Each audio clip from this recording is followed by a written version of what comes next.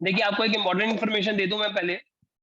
आप आज की क्लास में कुछ न्यूमेरिकल्स हमें कर रहे हैं और कुछ पॉइंट्स, बहुत इंपॉर्टेंट पॉइंट्स हैं जो काफी ज्यादा चैप्टर्स में हमारे यूज होते जाएंगे। तो मेरे को कुछ पॉइंट्स भी बताने हैं आपको, न्यूमेरिकल पॉइंट ऑफ व्यू से ही क्लास रखी हुई है आज की।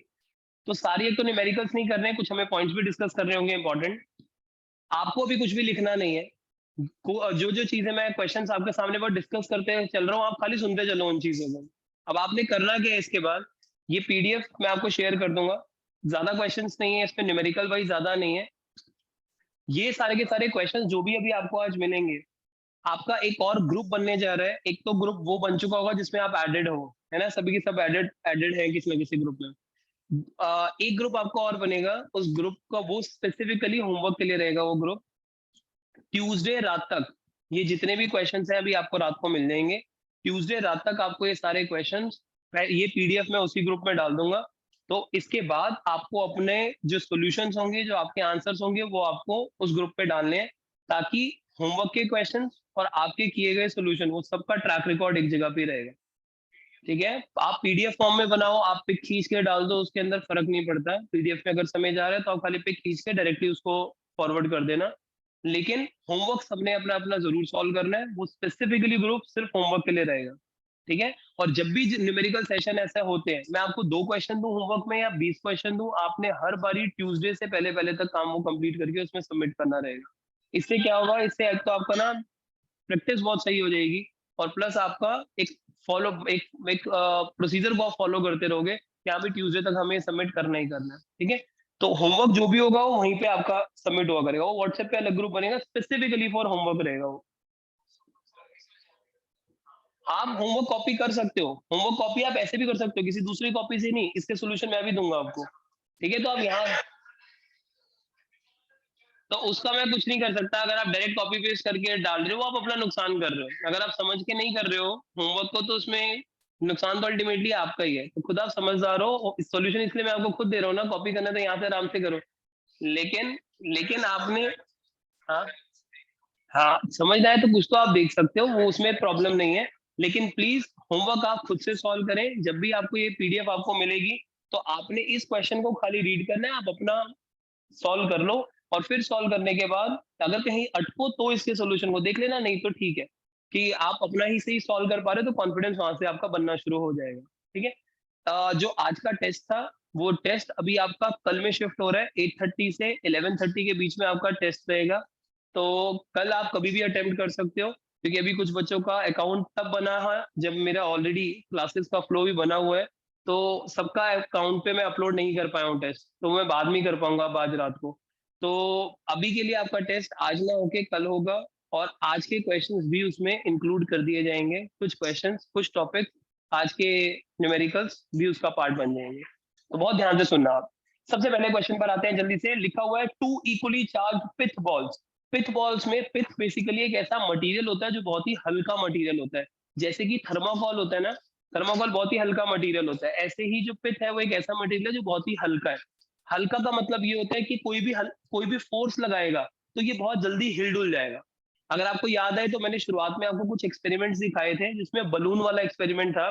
बलून अब कितना हल्का मटेरियल था, वो रबर वाला। तो अगर वो रबर का बलून है, वो बहुत हल्का मटेरियल है, हल्का सा भी फोर्स उसको एक्सपीरियंस होगा तो वो हिल डुल जाएगा। तो पिथ बॉल्स हल्के मटेरियल्स होते हैं कि इन पे अगर फोर्स लेगा तो ये हिल डुल जाते हैं। अब उसमें लिखा है 2 इक्वली चार्ज पिथ बॉल्स। ठीक है, 2 बॉल्स हैं और दोनों इक्वली चार्ज है। 3 सेंटीमीटर दूर आपने इनको रखा है विद अ फोर्स।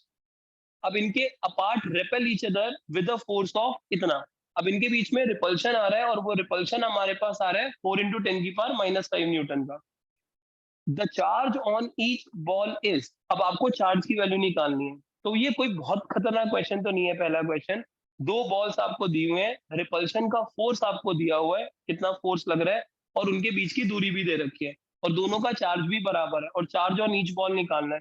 तो जल्दी से इसके सॉल्यूशन में सबसे पहली चीज तो आपको जो फोर्स दिया हुआ है, जो फोर्स दिया हुआ है, तो फोर्स के लिए आपने फॉर्मूला लगाना है K∞Q1Q2/r²। फॉर्मूला हमेशा आपको लिखना पड़ेगा, क्योंकि फॉर्मूले की स्टेप मार्किंग होती है। बार बार ये बातें आपके सामने आ रही हैं कि फॉर्मूला लिखना जरूरी है, क्योंकि स्टेप मार्किंग में इसके मार्क्स अलग से काउंट होंगे।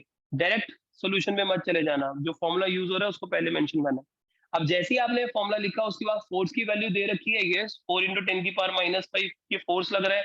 के बाय डिफॉल्ट हम हवा मान के चलेंगे तो 9 इंटू 10⁻⁹ Q1 Q2 की जगह QQ ले लिया क्योंकि इक्वली चार्ज है, डिवाइडेड बाय आर स्क्वायर, बीच की दूरी यहाँ पे 3 सेंटीमीटर दे रखी है तो उसको 0.03 का स्क्वायर किया है। सॉल्व कर लेंगे, खाली Q अननोन है तो Q की वैल्यू आ जाएगी, कोई बड़ी बात नहीं है, नेक्स्ट क्वेश्चन पर आ जाते हैं।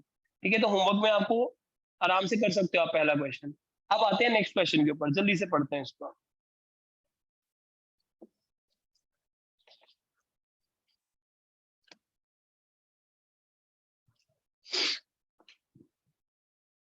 अगेन पिथबॉल, बहुत नाम लिया हुआ है। ये पिथबॉल बहुत बारी आपके यूटी में फाइनल एग्जामिनेशन में बोर्ड एग्जामिनेशन में आपको नजर आ सकता है ये नाम। ठीक है ना, हल्का मटेरियल है। क्वेश्चन बनते हैं इस पे।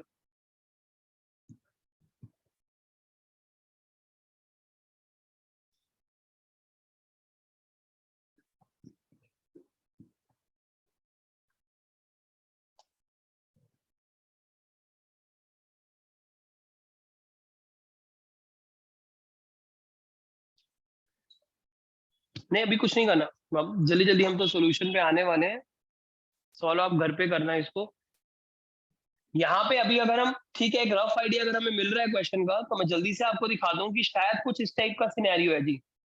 इसके अंदर यहाँ पे आपको कहा गया है there is a free pith ball. छोटी छोटी बातें हैं जो मैं आपको बताते चलूं। फ्री का क्या मतलब होता है? फ्री का मतलब होता है एक ऐसी बॉडी के बारे में बात हो रही है जिसपे अगर फोर्स लगा तो वो हिलडुल जाएगी। कोई बॉडी अगर फ्री टू मूव होती है तो इसका मतलब अगर फोर्स लगेगा तो वो हिल सकती है। लेकिन कभी कभी नाम ना फिक्स्ड भी दिया होता है किसी के आगे। फिक्स का मतलब होता है कि वो अपनी जगह पे ही खड़ी रहेगी जितना मर्जी फोर्स लगा लो आप। तो जो बॉडी के आगे फिक्स्ड लिखा हुआ है इसका मतलब वो अपनी जगह पे रुका रहेगा, जिसके आगे फ्री लिखा हुआ है मतलब वो हिलडुल सकता है। अब वो कह रहा है there is a free pith ball of 8 gram. तो लेट से ये वो बॉल है जिसके बारे में बात कर रहा है और वो 8 ग्राम की है। ठीक है, कैरीज अ पॉजिटिव चार्ज, इसका पॉजिटिव चार्ज दिया हुआ है। What must be the nature and magnitude of charge. Nature का मीनिंग होता है पॉजिटिव या नेगेटिव से, और मैग्नीट्यूड ऑफ चार्ज वैल्यू बतानी है कूलम में। That should be given to a second pith ball fixed 5 centimetre vertically below the former pith ball. ये पहले वाली बॉल है और इसके नीचे 5 सेंटीमीटर नीचे आपने फिक्स कर दी है। इसका मतलब इसको अगर कोई धक्का लगेगा तो ये हिलने वाली नहीं है। क्योंकि कुछ बच्चों के मन में ये डाउट आ जाता है, सर ये बॉल ने इसको धक्का मारा, भी देखेंगे हम ऐसा ही होगा, ये बॉल इसको धक्का मारेगी तो ये इसको धक्का मारेगी तो सर ये तो हिल जाएगी अपनी जगह से। वो डाउट को खत्म करने के लिए उन्होंने नीचे वाली बॉल को फिक्स कर दिया। उन्होंने कहा भाई जो मर्जी धक्का लगा लो, ये नहीं हिलने वाली। तो अब इसको किसी और ने पकड़ के रखा हुआ है। अब वो किसने पकड़ के रखा हुआ है उसके बारे में उन्होंने कुछ नहीं बताया, लेकिन ये फिक्स्ड है बस।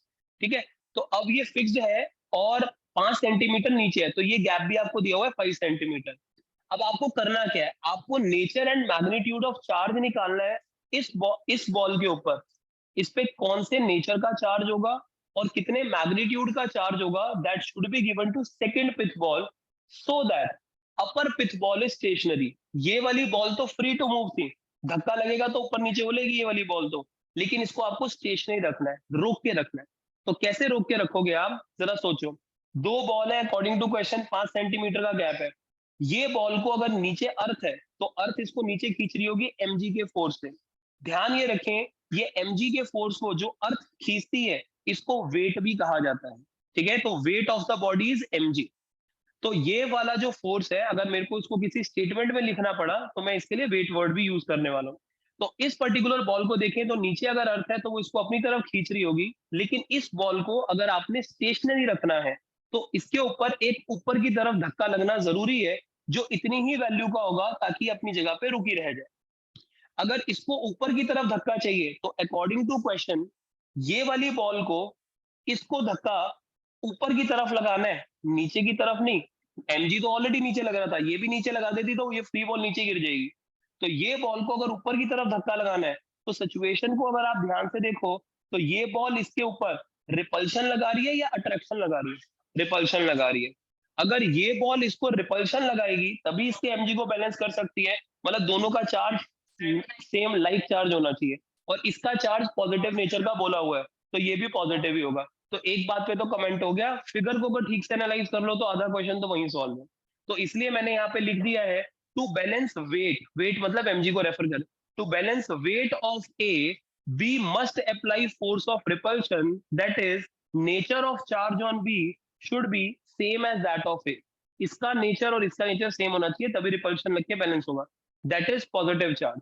तो पॉजिटिव चार्ज अगर इस पे है तो उसका रीजन भी पेपर में आपको देना होगा। डायरेक्ट मत लिखना आंसर कि बी मस्ट बी पॉजिटिव और नेगेटिव, उसका रीजन आपको हमेशा देना पड़ेगा। जो भी आंसर आप लिख रहे हो, भले ही वो 1 नंबर का क्वेश्चन हो, रीजनिंग हमेशा करनी होती है, डायरेक्ट आंसर नहीं देना।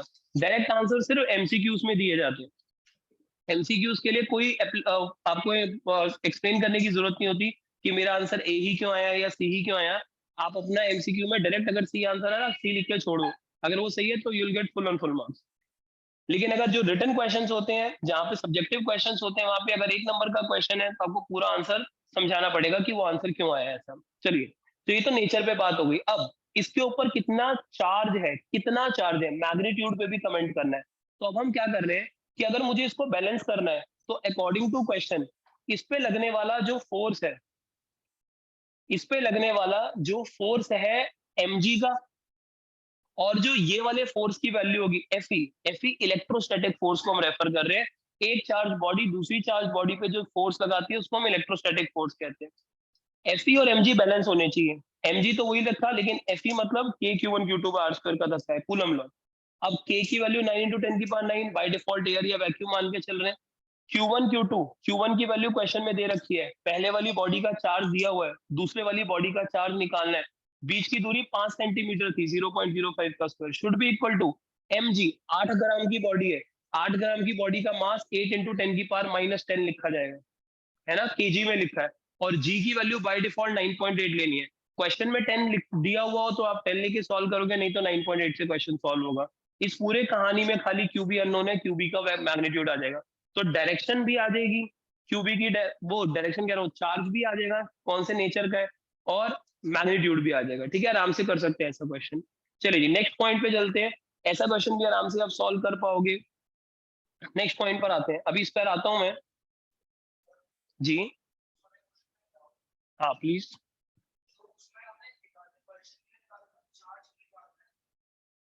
इस पे चार्ज निकालना है, लिखा हुआ है ना क्वेश्चन में, what must be the nature and magnitude of charge that should be given to. Magnitude of charge, कितनी वैल्यू का चार्ज इसको देना है, पूछा है ना क्वेश्चन ने।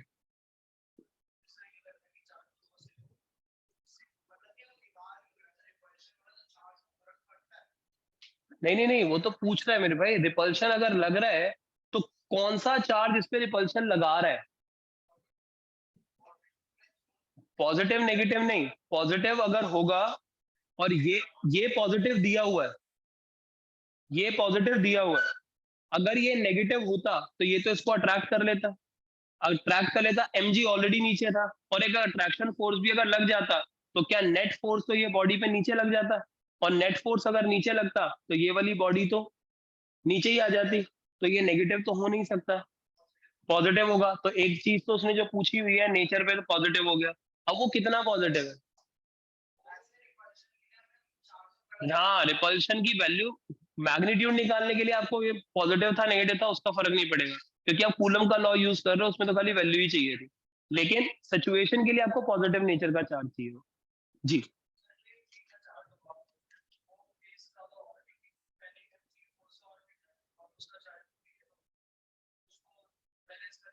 जरूरी नहीं है यहाँ पे, क्योंकि जो इसका mg का धक्का है, हाँ वो mg का धक्का, इसका चार्ज से इसके चार्ज का कोई लेना देना नहीं है। क्योंकि सोचो अगर ये बड़ा चार्ज होता, ठीक है, लेकिन ये दूरी मैंने बहुत कम कर दी, तो ये छोटा चार्ज भी भाई उसको इतना धक्का लगा सकता है कि शायद mg को बैलेंस कर जाएगा। सोचो अगर ये बड़ा चार्ज है, लेकिन इसको मैंने, और मान लो इसका भारी भी बहुत है, लेट्स से चलो बड़ा भी चार्ज है भारी भी है, लेकिन अगर मैं इसको नजदीक लेकर आऊंगा तो इसका K Q one Q two by R square might भी mg को बैलेंस कर दे। भले ये छोटा हो फिर भी बैलेंस कर सकता है। तो आप बड़े छोटे पे कमेंट ऐसे नहीं कर पाओगे।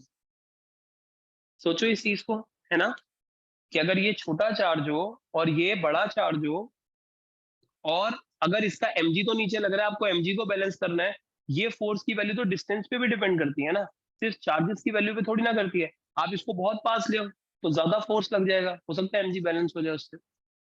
तो छोटा चार्ज भी बैलेंस कर सकता है इसको। ठीक है, फॉर्मूला नहीं नहीं, बैलेंसिंग तो कभी भी हो सकती है, लेकिन आप कैलकुलेशन जो कर पा रहे हो, वो कैलकुलेशन के लिए आप कूलम का लॉ लगा पा रहे हो या नहीं, वो सिचुएशन पे डिपेंडेंट है। बैलेंसिंग तो सच्ची में हो जाएगी, बस आपको फॉर्मूला नहीं पता होगा कि कौन से फॉर्मूले ने बैलेंस किया है। अगर पॉइंट चार्जेस होंगे तो आप फॉर्मूला लगा पा रहे हो, वो ये बात है। ठीक है, लेकिन वो तो कॉन्सेप्चुअल डाउट था कि सर यही वैल्यू चार्ज की बड़ी होगी छोटी होगी, वो कुछ भी हो सकती है। ठीक है, ये वाला क्वेश्चन समझ पा रहे हैं हम कि अगर वो बॉल को बैलेंस कर रहे हैं तो आप आराम से कर पाओगे बैलेंस। चलिए नेक्स्ट पॉइंट पर आते हैं जल्दी से। ये वाला पॉइंट अभी मैं बाद में डिस्कस करता हूँ, लेकिन पहले ये पॉइंट देखिए। एक पॉइंट आता है ये कि इक्विलिब्रियम। इक्विलिब्रियम का मतलब ये होता है कभी भी किसी बॉडी पे अगर नेट फोर्स जीरो लग रहा हो तो हम कहते हैं वो बॉडी इक्विलिब्रियम में। जैसे कि अगर आपने ये बॉटल को अगर मैंने हाथ पे बैलेंस कर लिया लेट से, तो अभी फिलहाल ये बॉटल जो रेस्ट पर आपको नजर आ रही है ये इक्विलिब्रियम में है। इक्विलिब्रियम का मतलब होता है नेट फोर्स बॉडी पे जीरो लगे। सोचो इस बॉटल को अर्थ नीचे की तरफ धकेल रही होगी, एमजी का धक्का लगा रही होगी, लेकिन ये पर्टिकुलर बॉटल को अगर अर्थ नीचे की तरफ धक्का मार रही है, अगर इस बॉटल को अर्थ नीचे की तरफ धक्का मार रही है तो ये अपना भार मेरे हाथ पे डाल रहा है। अगर इसका भार मेरे हाथ पे डल रहा है तो मेरा हाथ भी इसके ऊपर एक फोर्स लगा रहा होगा। तो इस बॉटल पे दो धक्के लग रहे हैं, एक मेरा हाथ लगा रहा होगा क्योंकि मेरे हाथ को धक्का मार रही है, तो मेरा हाथ इसको एक धक्का मार रहा होगा, और इसको एक अर्थ धक्का मार रही है नीचे की तरफ। मेरा हाथ जो धक्का मारेगा उसको हम नॉर्मल रिएक्शन बोलेंगे। क्लास 11th की नॉलेज के हिसाब से बात करें तो नॉर्मल रिएक्शन होता ना, जब कोई बॉडी किसी दूसरी बॉडी के साथ टच होती है तो ये टच होने वाली बॉडी जो भी धक्का लगाएगी उसको नॉर्मल रिएक्शन कहते हैं। तो इस हाथ ने इस पे एक नॉर्मल रिएक्शन लगाया और इस बॉडी पे एक एमजी का धक्का नीचे लग रहा है। अगर वो दोनों धक्के बैलेंस हो रहे होंगे तभी ये बॉडी रुकी हुई है। एमजी का धक्का नीचे और मेरे हाथ का धक्का ऊपर अगर बैलेंस हो रहे होंगे, नेट फोर्स अगर जीरो होगा तो हम बोल सकते हैं बॉडी तभी रुकी हुई होगी। अगर नेट फोर्स कुछ लग रहा होता तो ऊपर नीचे जानी शुरू हो जाती है बॉडी। तो अगर कोई बॉडी रेस्ट पे है तो पक्की बात है उस पे नेट फोर्स तो जीरो लग ही रहा होगा, और रेस्ट वाली बॉडी को तो आप इक्विलिब्रियम पे कह ही सकते हो। ठीक है, तो नेट फोर्स अगर जीरो होता है, लेकिन इक्विलिब्रियम की कंडीशन ये है कि बॉडी पे नेट फोर्स लगना जीरो चाहिए। ये इक्विलिब्रियम की कंडीशन है। लेकिन इक्विलिब्रियम के लिए, इक्विलिब्रियम के टॉपिक के लिए दो टॉपिक इसको फर्दर सब डिवाइड किया गया है कि इक्विलिब्रियम दो टाइप का होता है, एक कहलाता है स्टेबल इक्विलिब्रियम और एक कहलाता है अनस्टेबल इक्विलिब्रियम। स्टेबल और अनस्टेबल इक्विलिब्रियम अब क्या होते हैं, जल्दी से इसको भी गेन करते हैं। स्टेबल इक्विलिब्रियम में क्या होता है, मान लो हमारे पास एक कटोरा है ऐसा जिसके अंदर हमने एक बॉल को रख दिया, और हमारे पास एक कटोरा ऐसा है उल्टा और उसके ऊपर भी हमने एक बॉल को रख दिया। अभी ये बॉल रुकी हुई है, रुकी हुई है, अर्थ नीचे की तरफ धक्का लगा रही है एमजी का, ये बॉल सरफेस पर अपना भार डाल रही होगी और सरफेस इसको नॉर्मल रिएक्शन लगा रहा होगा ऊपर। तो ये बॉल पे नॉर्मल रिएक्शन ऊपर लग रहा है, अर्थ नीचे खींच रही है एमजी से। अगर ये बॉल रुकी हुई है तो ये बॉल इक्विलिब्रियम में है, नेट फोर्स जीरो लग रहा है, इस पे हिल डुल नहीं रही। और ये बॉल भी अगर नहीं हिल डुल रही तो ये बॉल भी अभी इक्विलिब्रियम में है। ये बॉल भी इक्विलिब्रियम, ये बॉल भी इक्विलिब्रियम, लेकिन दोनों पे नेट फोर्स तो जीरो लग रहा है, इक्विलिब्रियम की कंडीशन तो सेटिस्फाई हो रही है, लेकिन दोनों की इक्विलिब्रियम में एक डिफरेंस है।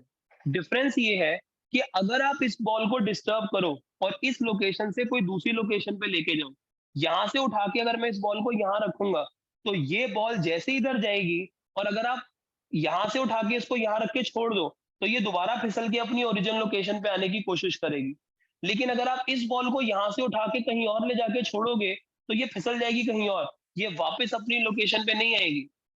अगर कोई बॉडी इक्विलिब्रियम में अभी है लेकिन डिस्टर्ब करके छोड़ने पर अगर वो वापस अपनी ओरिजिनल लोकेशन पे आ जाए, इसको बोलते हैं स्टेबल इक्विलिब्रियम में बॉडी।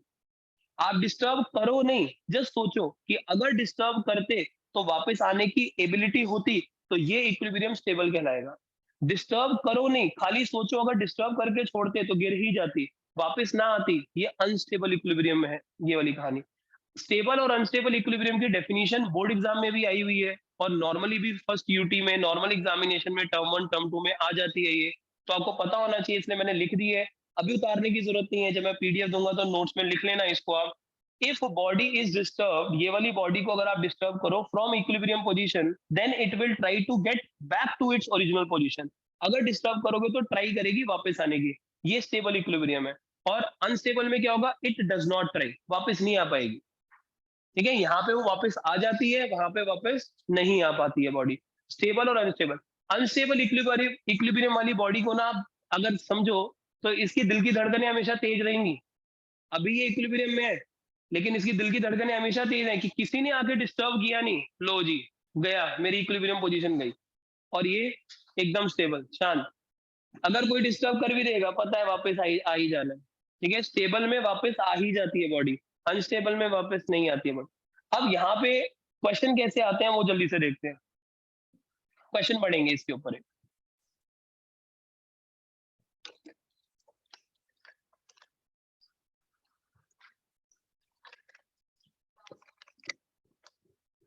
ये लास्ट क्लास से रिलेटेड क्वेश्चन है, लेकिन वैसा नहीं है, डिफरेंस है इस क्वेश्चन में, बताता हूँ क्या डिफरेंस है।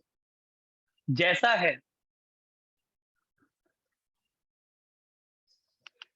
इस पे डिफरेंस। अब यहाँ पे देखो क्या कह रहा है, एक दो चीजें इसमें बड़े ध्यान से सुनने वाली हैं। टू फिक्स्ड पॉइंट चार्जेस, जैसे हमने लास्ट क्लास में लास्ट क्वेश्चन छोड़ा था कि कुछ कुछ वैसे ही क्वेश्चन है, लेकिन एग्जैक्टली नहीं है जी। टू फिक्स्ड पॉइंट चार्जेस फोरी एंड, अब तो फिक्स्ड वर्ड पे पहले ध्यान दो, मतलब इन पे जो मर्जी धक्के लग रहे हो ये हिल नहीं सकते। तो फोरी कोई चार्ज है और ई कोई चार्ज है, और इनके बीच की दूरी जो है they are separated by distance है, तो इनके बीच की टोटल दूरी a माइनस एक्स, और x अगर मैंने लिखा है दोनों को ऐड करोगे तो a दूरी बन जाएगी। Where should the third point charge be placed. अब थर्ड पॉइंट चार्ज की इंफॉर्मेशन नहीं है आपके पास, वो पॉजिटिव नेचर का है या नेगेटिव नेचर का है, उसकी वैल्यू 2 कूलम है या 10 कूलम है, कुछ नहीं पता, आता पता आपको। लास्ट क्लास में आप क्या करते थे, जब मैं आपको ये बोलता करता था कि दो चार्जेस दिए हैं, ऐसा पॉइंट फाइंड आउट करो जहां पे इलेक्ट्रिक फील्ड इंटेंसिटी जीरो है। इलेक्ट्रिक फील्ड इंटेंसिटी जहां जीरो होती थी, वहां पे आपको पता था कि आपको +1 कूलम का चार्ज ही रखना है। ये क्वेश्चन एक लेवल अप है, वहां पे आपको कंफर्मेशन थी। अगर आप लास्ट क्लास की बात को याद करो, जहां पे आपको दो चार्जेस दिए थे और ये कहा था पॉइंट पी के बारे में पता करो, कहां पे net electric field intensity zero होगी, वहां पे आपको +1 कूलम पे देखना पड़ता था कि धक्का कहाँ जीरो होगा।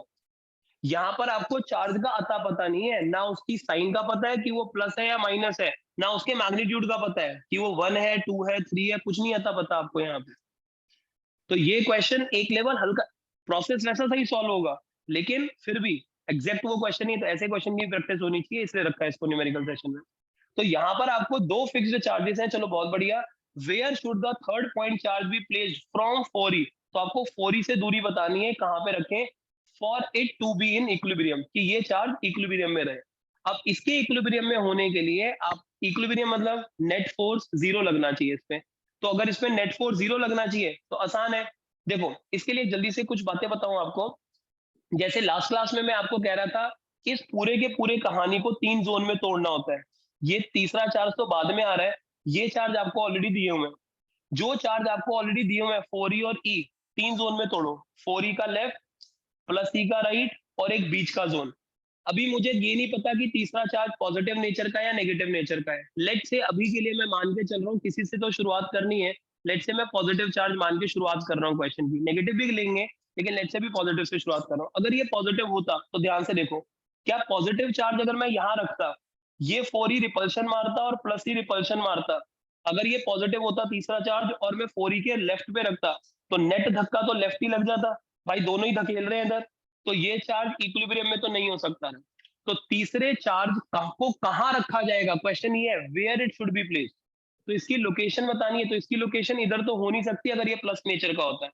अगर ये प्लस नेचर का होता तो सोचो, क्या +e से राइट में रख सकता हूँ कि नहीं, सेम कहानी होती, क्या दोनों के दोनों +e और 4e राइट की तरफ धकेल देते हैं, तो फिर से ये इक्विलिब्रियम में नहीं आएगा। पक्का समझते हैं इस बात को हम, राइट। अच्छा, लेकिन अगर ये पॉजिटिव चार्ज को आप इन दोनों के बीच में कहीं रखो, तो +e इधर रिपल्शन मारेगा, +4e इधर रिपल्शन मारेगा, बैलेंसिंग हो सकती है। अगेन कहानी बिल्कुल वैसी सी आ रही है जो लास्ट क्लास में थी, छोटे चार्ज के पास की कहानी है।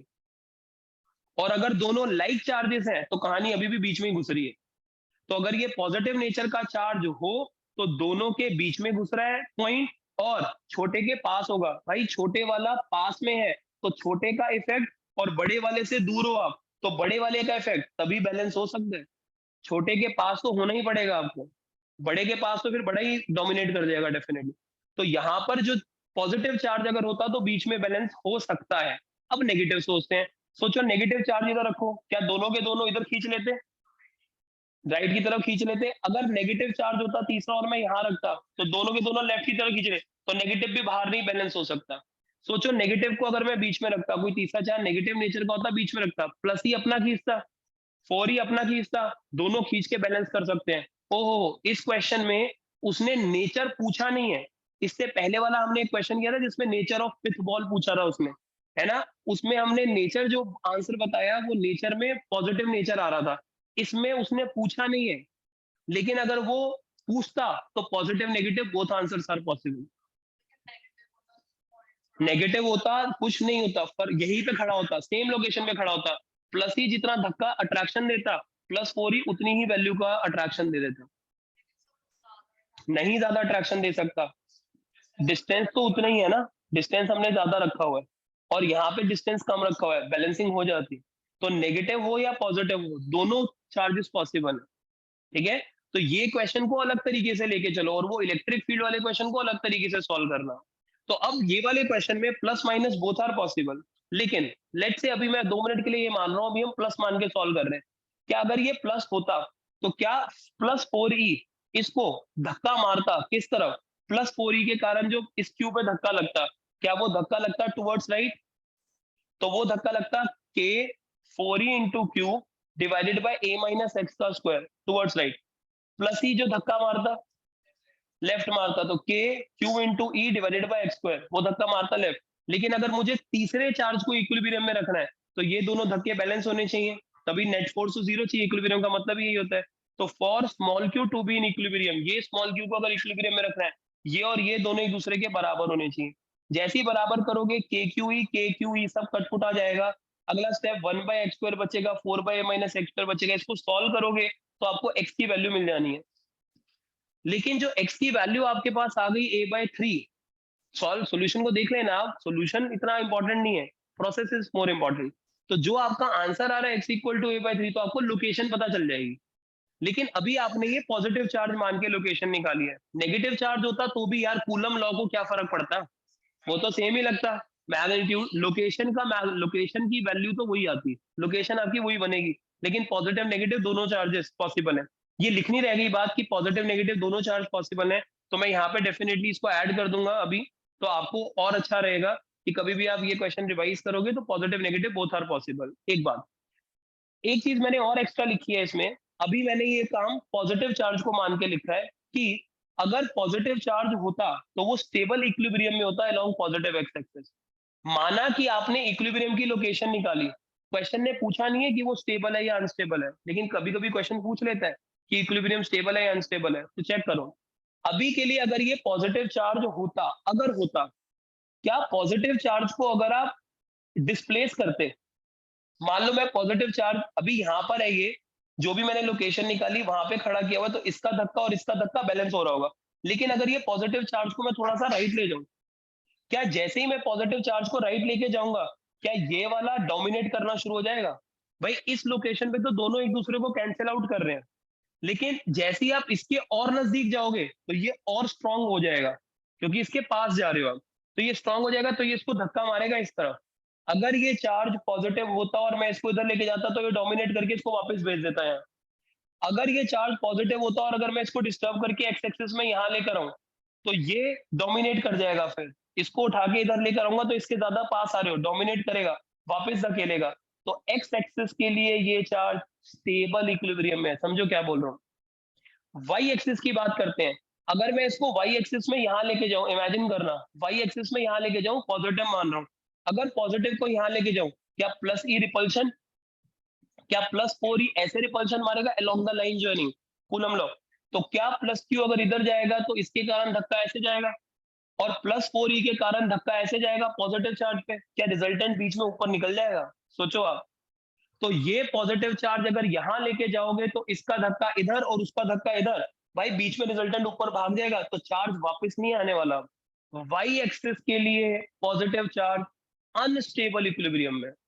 ऐसा पूछ सकते हैं क्वेश्चन बनाने वाले कि ये अगर ये पॉजिटिव चार्ज होता तो एक्स एक्सिस में वाई एक्सिस में इक्विलिब्रियम का नाम बताओ। आते हैं ऐसे क्वेश्चन भी, वो तो इस क्वेश्चन में नहीं पूछा हुआ उन्होंने। ठीक है, जल्दी से ये सोच के बताओ आप, अगर ये नेगेटिव नेचर का होता, अब क्योंकि नेगेटिव भी पॉसिबल है according to the given scenario, अगर ये नेगेटिव होता तो एक्स एक्सिस में कौन सा इक्विलिब्रियम होता? अनस्टेबल।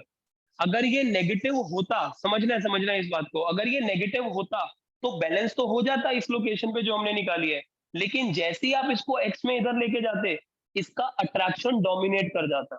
अगर ये नेगेटिव होता तो ये अब ज्यादा अट्रैक्ट कर लेता, तो ये जैसे ही इधर आता ये और खींच लेता अपनी तरफ, तो ये फिर वापस ना आ पाता अगर ये नेगेटिव होता। और अगर ये नेगेटिव आप वाई में लेके जाते, वाई में लेके जाते तो प्लस ही अपना खींचता, प्लस 4 ही अपना खींचता, तो ये वापस आ सकता है अपनी ओरिजिनल लोकेशन पे। तो अगर वाई पे लेके जाओगे तो शायद वापस अपनी लोकेशन पे आ सकता है, ये स्टेबल इक्विलिब्रियम में। तो नेगेटिव होता तो वाई में स्टेबल होता, एक्स में अनस्टेबल होता। पॉजिटिव के लिए मैंने आंसर लिखा हुआ है, लेकिन मैं वाई के लिए भी लिख के आपको भेज दूंगा इसको। Stable equilibrium along x axis, ये पॉजिटिव चार्ज मान के क्वेश्चन सॉल्व हुआ था, ठीक है। लेकिन नेगेटिव आंसर होता तो उसके लिए भी देख लेंगे। चलो अगले क्वेश्चन पर आते हैं, जल्दी से पढ़ो question, very very important question.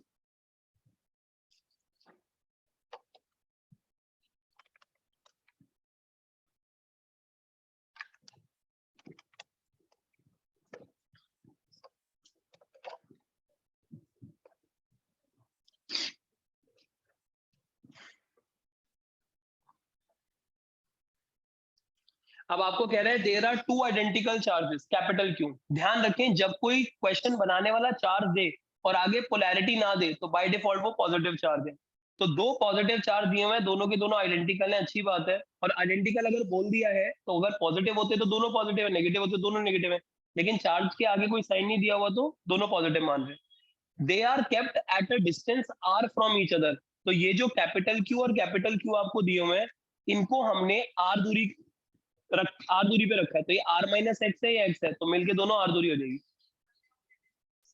बिल्कुल डिस्टेंस इक्वल होंगे, अगर वो आप क्वेश्चन का देखते ही समझ पा रहे हो अच्छी बात है। लेकिन इसके बाद एक और क्वेश्चन भी है जिसमें ये दोनों चार्जेस बराबर नहीं है, इसलिए प्रोसेस गेन करना जरूरी है अभी। तो यहाँ पर अब वो पूछ रहा है there is a third charge Q which is placed on the line joining the above two charges such that all the three charges are in equilibrium. इससे पहले वाले क्वेश्चन को अगर आप देखोगे तो उसमें दो चार्ज फिक्स थे भाई, प्लस 4 और प्लस ई वाला चार्ज। हाँ जी प्लीज ध्यान देना है, दो टाइप के क्वेश्चन बनते हैं इसमें, दो फिक्स्ड चार्जेस हैं और जो तीसरा चार्ज आ रहा है ना, तीसरा, सिर्फ इसको इक्विलिब्रियम में डालना था। अब जो ये क्वेश्चन है, ये क्वेश्चन थोड़ा और चैलेंजिंग है। इसमें तीनों के तीनों को इक्विलिब्रियम में डालना है, मतलब तीनों फ्री टू मूव है। किसी पे भी धक्का ज्यादा लगा तो चल पड़ेगा वो चार्ज। तो कोई भी फिक्स नहीं है, नहीं लिखा कहीं पे भी फिक्स्ड है। तो what is the magnitude sign and position of the third charge small Q, जो तीसरा चार्ज आ रहा है उसका मैग्नीट्यूड, कितनी वैल्यू का चार्ज है, पॉजिटिव है नेगेटिव है, और उसकी पोजीशन सब बताना है। ऐसे क्वेश्चन में जब आपको पूरे सिस्टम को बैलेंस करना होता है, तीन चार्जेस हैं, तीनों इक्विलिब्रियम में डालने हैं, सबसे पहला कमेंट आपको साइन पे करना है। साइन का मतलब पॉजिटिव या नेगेटिव मतलब है, तो आपको अब साइन पे कमेंट करना है। साइन पे कमेंट कैसे किया जाता है, क्योंकि ये क्वेश्चंस बड़े पॉपुलर क्वेश्चंस हैं, इसलिए इनका हमें पैटर्न पहले से ही थोड़ा पता होना चाहिए कि पेपर में हमें ज्यादा सोचना ना पड़े। साइन पे कमेंट अगर पहले करना सिखा रहा हूं मैं आपको, वो इसलिए, ध्यान से देखो, ये दोनों तो पॉजिटिव है। मान लो अगर तीसरा चार्ज भी पॉजिटिव नेचर का होता और आपने उनको एक लाइन ज्वाइनिंग पे खड़ा कर दिया, अगर तीनों के तीनों पॉजिटिव चार्ज हो और आप एक लाइन में खड़ा कर दो, तो जो कोने पे चार्ज होगा ना, वो कभी इक्विलिब्रियम में आ ही नहीं पाएगा। समझो, अपने आप एनालाइज करो क्या बोल रहा हूं मैं। तीनों चार्ज अगर सेम नेचर के हैं, लाइक हो गए, तो जो एक कोने पे ये बैठेगा, एक कोने पे ये बैठेगा, भाई ये दो मिलके इस कोने वाले चार्ज को उधर धकेल देंगे और ये दोनों मिलके इस कोने वाले को इधर धकेल देंगे। तो तीन लाइक चार्जेस कभी भी तीनों को इक्विलिब्रियम में ला ही नहीं पाएंगे। कोने वाले हमेशा अनस्टेबल में रहेंगे, वो इक्विलिब्रियम में आ ही नहीं पाएंगे। अनस्टेबल क्या, इक्विलिब्रियम में ही नहीं आएंगे। तो स्टेबल अनस्टेबल इक्विलिब्रियम तो बात की बात होती है, वो इक्विलिब्रियम में आ ही नहीं पाएगा। तो तीन लाइक चार्जेस कभी भी ऐसी सिचुएशन डाल ही नहीं सकते कि तीनों चार्ज इक्विलिब्रियम में हो जाए, कोने वाले रुकेंगे नहीं, चलते रहेंगे। तो इसलिए देखो मैंने एक स्टेटमेंट डाली, three like charges can never make a system in equilibrium. पूरा सिस्टम को इक्विलिब्रियम में ला ही नहीं सकते हो, कोने वाले हमेशा प्रॉब्लम में होंगे। इसलिए small Q must be negative, small Q negative होना चाहिए, एक्शन का रिएक्शन भी देंगे, है ना। तो लेकिन कोई एक भी अगर इक्विलिब्रियम से बाहर हो रहा है कंडीशन में, तो वो वाली कंडीशन तो हम लेके चल ही नहीं सकते अकॉर्डिंग टू क्वेश्चन। हमें तो तीनों को इक्विलिब्रियम में लाना है, राइट। तो इसलिए स्मॉल क्यू अगर पॉजिटिव होता और ये भी पॉजिटिव दिए हुए हैं तो भाई बात नहीं बनेगी, इसको नेगेटिव होना पड़ेगा। तो सबसे पहले तो इसके नेचर पे कमेंट हो गया कि ये नेगेटिव होना चाहिए। लेकिन फिर भी थोड़ा लॉजिक बनाते हैं, सोचते हैं अगर ये नेगेटिव होता तो सोचो क्या ये कैपिटल क्यू इसको अपनी तरफ खींचेगा, ये कैपिटल क्यू इसको अपनी तरफ खींचेगा, ये अपनी तरफ खींच रहा है, वो अपनी तरफ खींच रहा है, भाई ये बैलेंस हो सकता है, इस पे नेट फोर्स जीरो हो सकता है, चलो ये तो बैलेंस हो सकता है। इस कैपिटल क्यू को देखते हैं, हमें तो तीनों को बैलेंस करना है। ये माइनस क्यू इसको अपनी तरफ खींचेगा, ये प्लस क्यू इसको रिपल्शन देगा, ओहो ये भी बैलेंस हो सकता है, माइनस क्यू ने इधर खींचा, प्लस क्यू ने उधर भेज दिया, ये भी बैलेंस हो सकता है अगर ये माइनस क्यू आ दो। इसको देखते हैं, माइनस क्यू अपनी तरफ खींचेगा, कैपिटल क्यू इधर, ये भी बैलेंस हो सकता है, तीनों ही बैलेंस हो सकते हैं अगर ये नेगेटिव हो जाए। सोच तो आपको क्लियर होनी चाहिए कि नेगेटिव से बैलेंसिंग हो रही है, लेकिन पेपर में क्या लिख कर आना है वो पता होना चाहिए। पेपर में आप ये लिख कर आओगे, ठीक है, कि ये तीनों के तीनों लाइक नहीं हो सकते रहे, इसलिए नेगेटिव होना जरूरी है। चलो तो साइन पे कमेंट हो गया, बची हुई दो बातें, बची हुई दो बातों पर आते हैं जल्दी से, इसमें कुछ नया सीखने को भी मिलेगा आपको। जब मुझे लोकेशन डिटरमिन करनी है, पोजीशन, सेकंड पड़ाव जो होता है ऐसे क्वेश्चंस में, पहला पड़ाव है साइन पे कमेंट करो, दूसरा पड़ाव हमेशा पोजीशन पे कमेंट करना रहेगा। जैसे ही पूरा सोल्यूशन आपके सामने हो जाएगा, आपको अपने आप एहसास हो जाएगा अगला स्टेप यही क्यों। लेकिन अगर मुझे पोजीशन पे कमेंट करना होगा इसके सेकंड पॉइंट पे, तो देखो एक हिंट दिया है मैंने, जो ब्रैकेट में मैंने पॉइंट दिया ये हिंट की तरीके से लेना, इसको आपने पेपर में अगर नहीं भी लिखोगे तो चलेगा, ये ब्रैकेट वाला पोर्शन। अगर मुझे लोकेशन डिटरमिन करनी है स्मॉल क्यू की, तो मैं एनालाइज कर रहा हूँ forces on small Q. Small Q पे जो धक्के लग रहे हैं हम उसको एनालाइज कर रहे हैं। स्मॉल क्यू पे ये भी धक्का लगा रहा है, ये भी धक्का लगा रहा है, और हम कमेंट कर चुके हैं कि स्मॉल क्यू नेगेटिव नेचर का है। क्या ये जो कैपिटल क्यू होगा ये स्मॉल क्यू को अपनी तरफ खींचेगा? तो देखो क्या लिखा है, force on small Q due to capital q at a. कितना धक्का लेगा? के capital Q small Q by x square. भले ये नेगेटिव नेचर का है, लेकिन कूलम लॉ में नेगेटिव तो लिखते नहीं हम, इतनी वैल्यू का धक्का लेगा। ये थोड़ा गलत लिख लिया, ये मेरे को लेफ्ट लिखना चाहिए था, ये मैं ठीक कर दूंगा इसको। तो ये जो क्यू एट ए है वो इस नेगेटिव चार्ज को अपनी तरफ खींचेगा, तो यहाँ पे लेफ्ट लिखना। Force on small Q due to this capital Q, जो क्यू बी पे खड़ा है वो अपनी तरफ खींचेगा। कितने धक्के से? ये राइट आएगा इधर, लेकिन वैल्यू आएगी इसकी K capital Q small Q by R minus X का स्क्वायर। अगर इस चार्ज को मुझे इक्विलिब्रियम में डालना है, डालना तो सभी को है, लेकिन स्मॉल क्यू को एनालाइज कर रहे हैं अभी, तो ये दोनों बैलेंस होने चाहिए, इसकी वैल्यू मैच करनी चाहिए, कर दो। For small to Q to be in equilibrium. जैसे ही आप ये वैल्यू लिखोगे, थोड़ी मैथमेटिक्स सीखो, जब आप स्मॉल क्यू पे ही फोर्सेस को बैलेंस कर रहे हो, तो पहले फोर्स में भी स्मॉल क्यू आएगा, दूसरे में भी स्मॉल क्यू आएगा, जैसे ही बराबर करोगे स्मॉल क्यू कट जाएगा। क्वेश्चन में स्मॉल क्यू का मैग्नीट्यूड निकालने पे भी बात की गई है कि स्मॉल क्यू का मैग्नीट्यूड निकालो।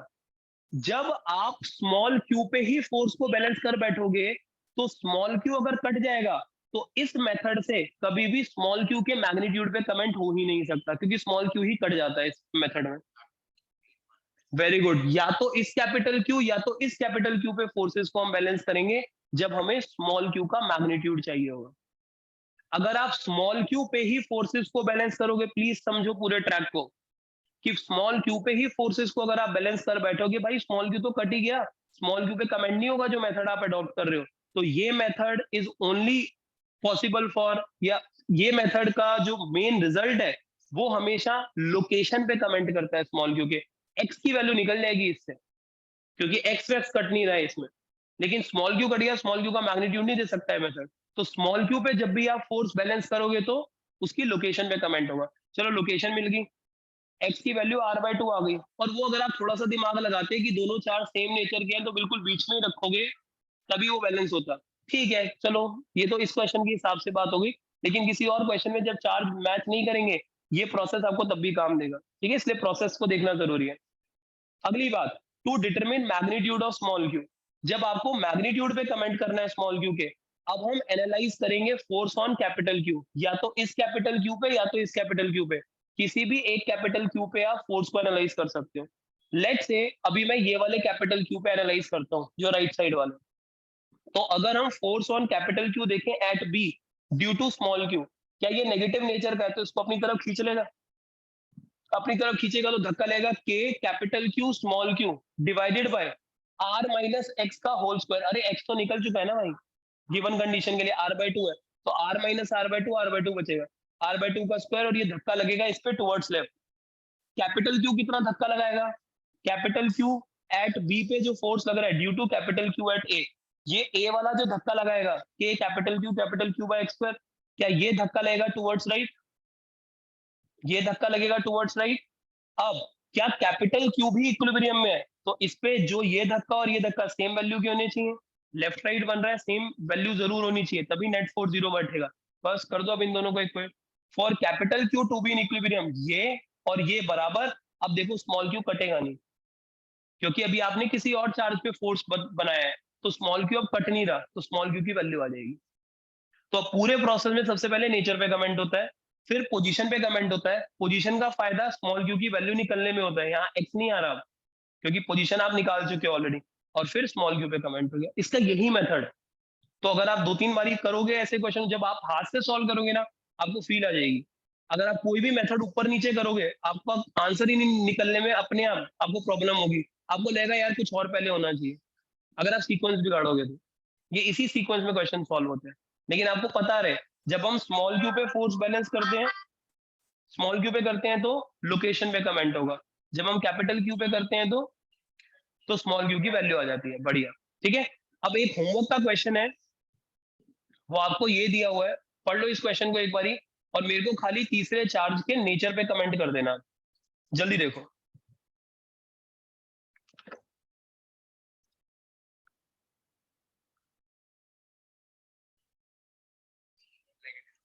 पक्की बात है नेगेटिव नेचर का होगा?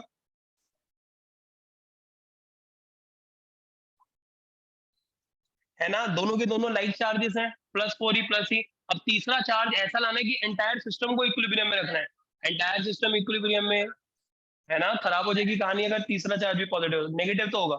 इसको आप अपने आप सॉल्व करना कि ये कहाँ पे रखा जाएगा, इसका मैग्नीट्यूड कितना होगा। आंसर आपको नीचे मिल जाएंगे, ठीक है। काफी इंपॉर्टेंट क्वेश्चन है, आंसर आपको नीचे मिल जाएंगे। इसके क्या है, नेगेटिव नेचर का है, कहाँ पे लोकेशन है, कहाँ पे मैग्नीट्यूड है, आपको सब पता चल जाएगा। ये अपने आप चेक करना, आप स्टेबल अनस्टेबल आप अपने आप देखना, नीचे से आंसर चेक कर लेना, लिखा हुआ मिल जाएगा। कि कुछ चीजें खुद से एनालाइज करोगे ना, तो ज्यादा अच्छा लगेगा आपको। अब आते हैं वापस आखिरी कहानी पे। देखो, ये कहानी बड़ी इंपॉर्टेंट है, काफी सारे चैप्टर्स में काम देगी।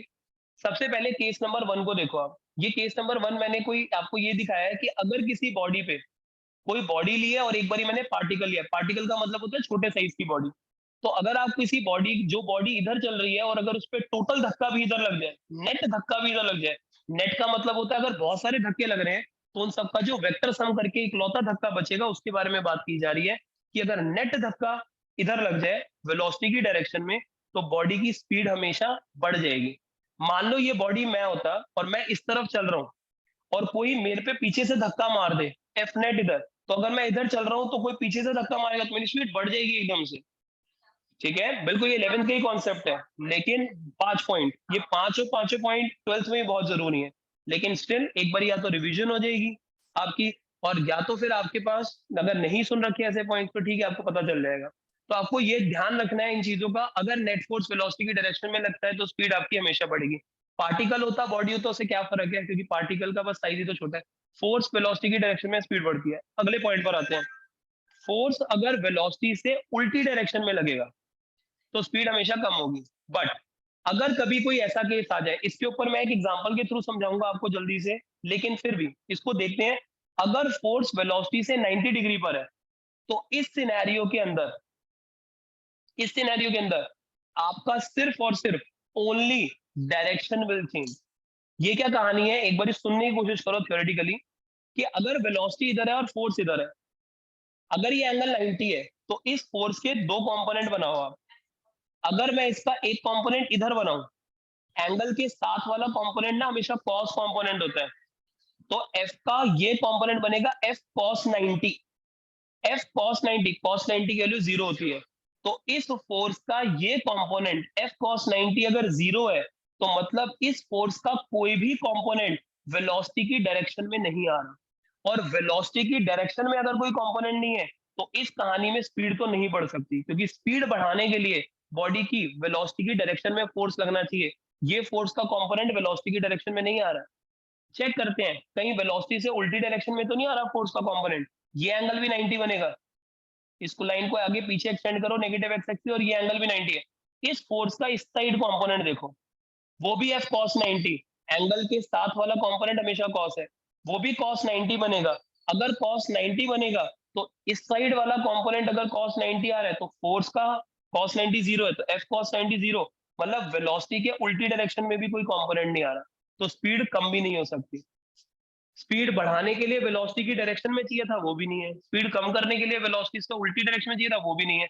इस कहानी में फोर्स कर क्या रहा है, वो सिर्फ डायरेक्शन चेंज कर रहा है। इसका एक एग्जांपल मैं आपको जल्दी से दिखाऊं।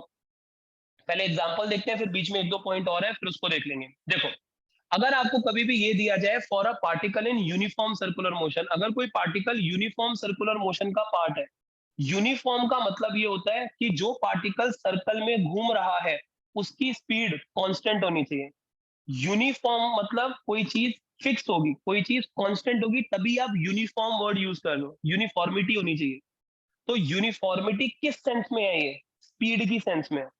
कि अगर कोई पार्टिकल सर्कल में घूमे, लेकिन देखो यहाँ पे मैंने दिखाया पार्टिकल कोई सर्कल में घूम रहा है, यहाँ पे स्पीड v है, v है, v है, v है, तो उसकी स्पीड चेंज नहीं हो रही है, तो ये पार्टिकल यूनिफॉर्म सर्कुलर मोशन का पार्ट है।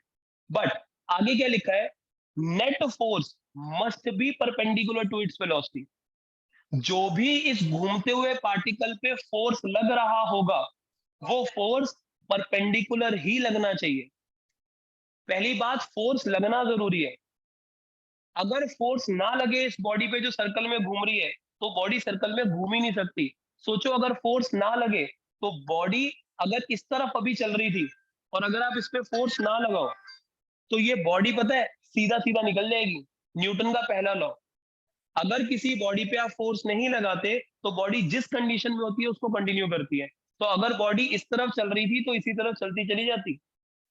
तो फोर्स तो लगेगा, लेकिन अगर स्पीड नहीं बदलनी तो फोर्स का कोई भी कंपोनेंट वेलोसिटी की डायरेक्शन में या उल्टी डायरेक्शन में नहीं आना चाहिए। सिर्फ एक ही कहानी पॉसिबल होती है, एक तो फोर्स आएगा क्योंकि आपको डायरेक्शन चेंज करवानी है बॉडी की, फोर्स नहीं आएगा तो बॉडी सीधा सीधा भाग जाएगी। तो आपको डायरेक्शन चेंज कराने के लिए सिर्फ 90 डिग्री का ही केस बनता है। तो ऐसा कुछ होता है, बॉडी जाना चाहती है ऐसे, फोर्स लग रहा है लेट्स से परपेंडिकुलर ऐसे, तो बॉडी बीच में से जाना शुरू हो जाएगी। किसी और इंस्टेंट पे देखोगे बॉडी जाना चाहती है ऐसे, धक्का लग रहा है ऐसे, तो बॉडी बीच में से निकलना शुरू हो जाएगी।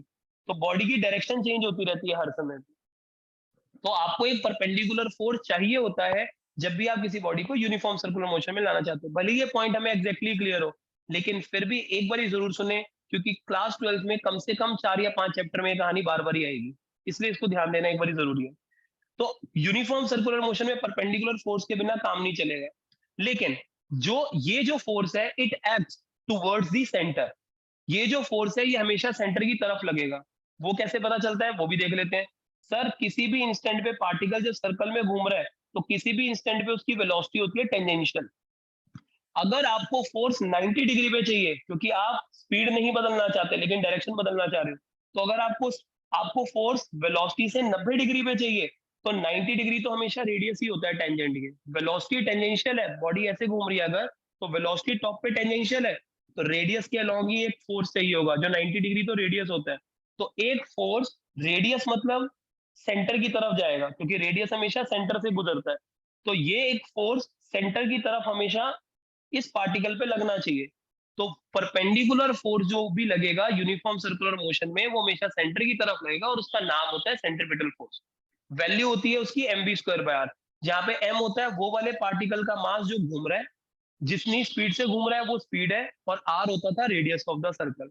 तो mv²/r का धक्का, जो पार्टिकल को आपने v स्पीड से घुमाना है उसको इतना धक्का चाहिए टुवर्ड सेंटर, उसकी डायरेक्शन चेंज होती रहेगी बस इस फोर्स के थ्रू। लेकिन बीच में एक दो केस और भी मैंने बना रखे हैं, वो भी देखो आप जल्दी से। मान लो कभी एक ऐसा केस आ जाए एक्यूट एंगल का केस, कि वेलोसिटी इधर है और फोर्स किसी एंगल पे चला गया। अब 90 डिग्री का केस नहीं है, ना ही फोर्स इन द डायरेक्शन है ना ऑपोजिट डायरेक्शन में वेलोसिटी के, किसी एंगल पे एक्यूट एंगल पे। तो इस फोर्स के दो कंपोनेंट बन सकते हैं। एक कंपोनेंट बनेगा अलोंग, थीटा के अलोंग वाला कंपोनेंट कॉस, और थीटा के परपेंडिकुलर वाला साइन।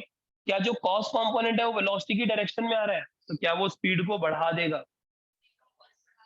और एक कंपोनेंट ऐसा है जो वेलोसिटी के परपेंडिकुलर है, भाई वो डायरेक्शन चेंज कर देगा। तो speed will increase, yes, direction will change, yes. इस केस में दो काम होने शुरू हो जाएंगे एक साथ। इससे पहले वाले सिनेरियोस जो मैंने आपको दिखाए थे, उसमें या तो स्पीड बदल रही थी या तो डायरेक्शन चेंज हो रही थी। एक्यूट एंगल का केस अभी नहीं है, फर्स्ट चैप्टर में, आने वाले चैप्टर में आएगा। तो लेकिन अगर ऐसा हुआ तो स्पीड भी बढ़ेगी और डायरेक्शन भी बदलेगी, और टिपिकल सिनेरियो होगा। और यहाँ पे ऑब्ट्यूज एंगल का केस है। वेलोसिटी और फोर्स में अगर ऑब्ट्यूज एंगल है, तो लेट्स से एंगल थीटा है, एक कंपोनेंट ये और एक कंपोनेंट ये आ रहा है, ये कंपोनेंट स्पीड घटाएगा और ये कंपोनेंट डायरेक्शन चेंज करेगा जो 90 डिग्री पे खड़ा है। समझ रहे हैं ये सारे पॉइंट्स हमें? अब इनके ऊपर क्वेश्चन कैसे आते हैं वो जल्दी से देखो। एक आखिरी क्वेश्चन आज की क्लास का ही है,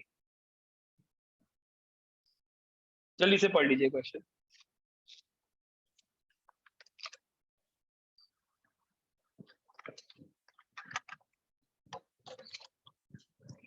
इस क्वेश्चन में आप ऐसे समझो, a particle of mass m carrying charge minus q।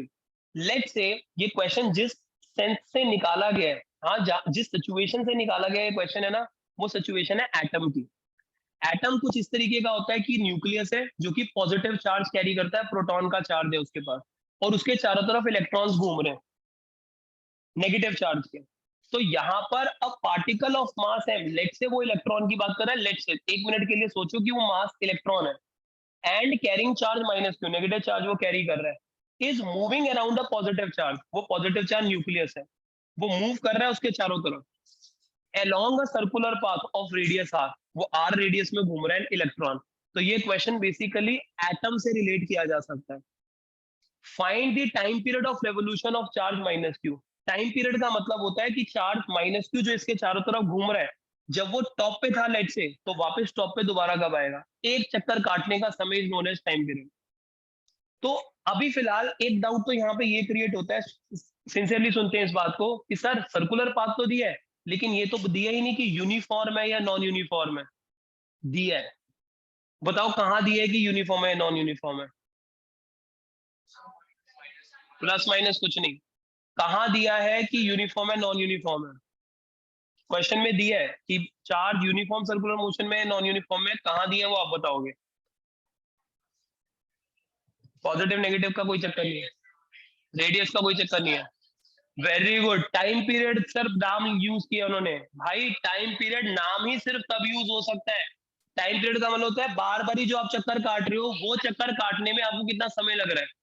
अगर इसकी स्पीड बार बार चेंज हो रही होगी, अगर ये नॉन यूनिफॉर्म सर्कुलर मोशन में होता, तो इसका टाइम पीरियड तो हर चक्कर का अलग होता। समझो आप सिचुएशन प्लीज।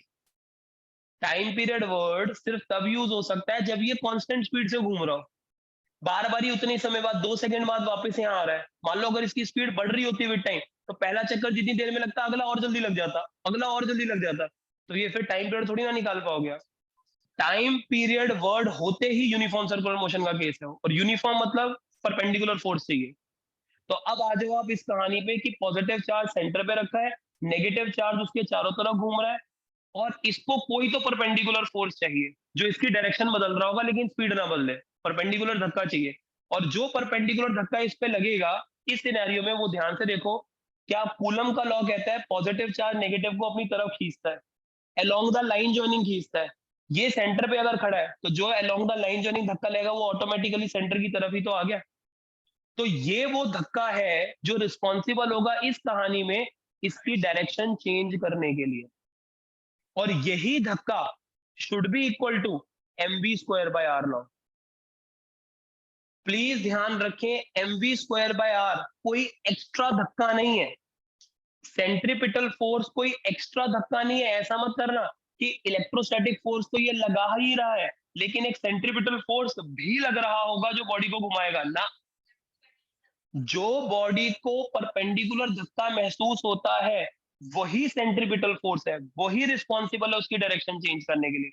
हाँ, एक फॉर्मूला आपको इस वाले फोर्स का जो 90 डिग्री पे लगता है, एक फॉर्मूला पहले से फिक्स्ड है कि वो इतना है।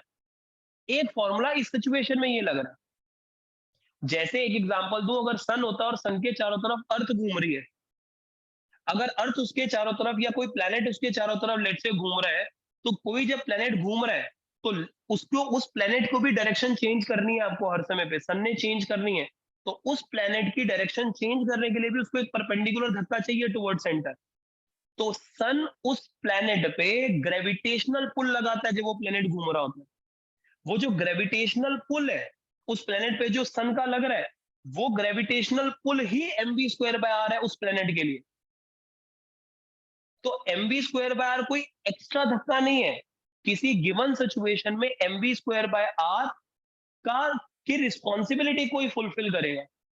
ये कुछ ऐसी सिचुएशन है, अगर मैं एग्जांपल दूं, मान लो अभी के लिए आपको बोले कि भाई दिल्ली का चीफ मिनिस्टर लेट से अभी फिलहाल केजरीवाल है, इससे पहले कोई और था, इसके बाद कोई और होगा, लेकिन चीफ मिनिस्टर ऑफ दिल्ली और केजरीवाल ये दो अलग अलग लोग नहीं है, ये एक ही लोग बन चुके हैं। लेकिन अभी फिलहाल चीफ मिनिस्टर की ड्यूटी वो निभा रहा है, आज से 20 साल बाद 25 साल बाद कोई और निभा लेगा, इससे 20 साल 25 साल पहले कोई और निभा रहा था। सेंट्रीपिटल फोर्स को ऐसे समझो जैसे मैं बोल रहा हूँ कि ये चीफ मिनिस्टर है, इसकी ड्यूटी कौन निभा रहा है वो उस क्वेश्चन में देखना पड़ेगा आपको। एक ये तो एक ऐसा धक्का है जिसको अपनी ड्यूटी निभानी है, किसी को सर्कुलर मोशन में आना है तो ये धक्का चाहिए जो सेंटर की तरफ लगे। अब वो कौन लग रहा था बस उसको इक्वेट करना होता है आपको। ये एक्स्ट्रा बंदा नहीं है कोई, ये एक्स्ट्रा फोर्स नहीं है कोई, इसको कोई इसकी रिस्पॉन्सिबिलिटी को फुलफिल करता है। मेरी बात आप तक पहुंच रही है ये? ठीक है, तो जो भी फोर्स सेंटर की तरफ लग रहा होगा वही सेंट्रीपिटल बन जाएगा।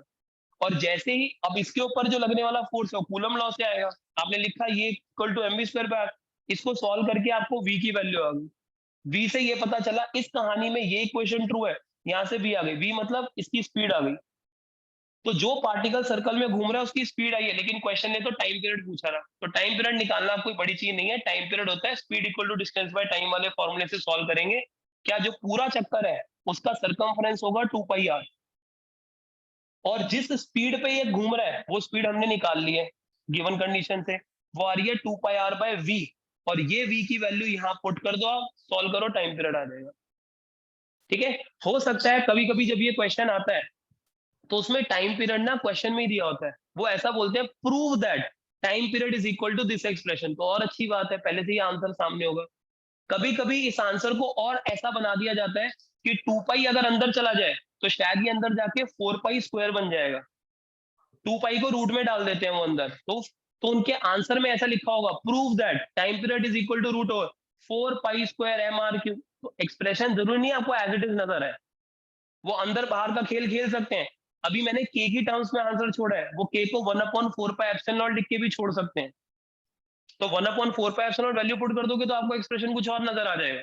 तो आप उस पे मत जाओ कि उनको एक्सप्रेशन क्या दे रहे हैं, क्वेश्चन आया आता है ऐसा है, बड़ा इंपॉर्टेंट क्वेश्चन नहीं है, लेकिन प्रोसेस आपको क्लियर होना चाहिए। जब कोई बॉडी सर्कल में घूम रही है तो सेंट्रीपिटल फोर्स इस केस में इलेक्ट्रोस्टैटिक फोर्स से मिल रहा है हमें। दैट्स इट, ये 6 के 6 क्वेश्चंस जो आपको दिए गए हैं, ये सारे क्वेश्चन प्लस वो ये कब फोर्स डायरेक्शन में होता है तो स्पीड बढ़ेगी घटेगी, स्टेबल इक्विलिब्रियम अनस्टेबल इक्विलिब्रियम क्या होते हैं उनकी डेफिनेशन, ये सब बातें अब आपको याद रखनी है। ट्यूसडे तक आपने अपना होमवर्क सबमिट करना है। ठीक है, इतना काम बस करके रखना। ये मैं थोड़ा मॉडिफिकेशन इसमें करके जो एक दो चीजें ऐड करनी है वो करके ये मैं आपको रात को शेयर करता हूँ।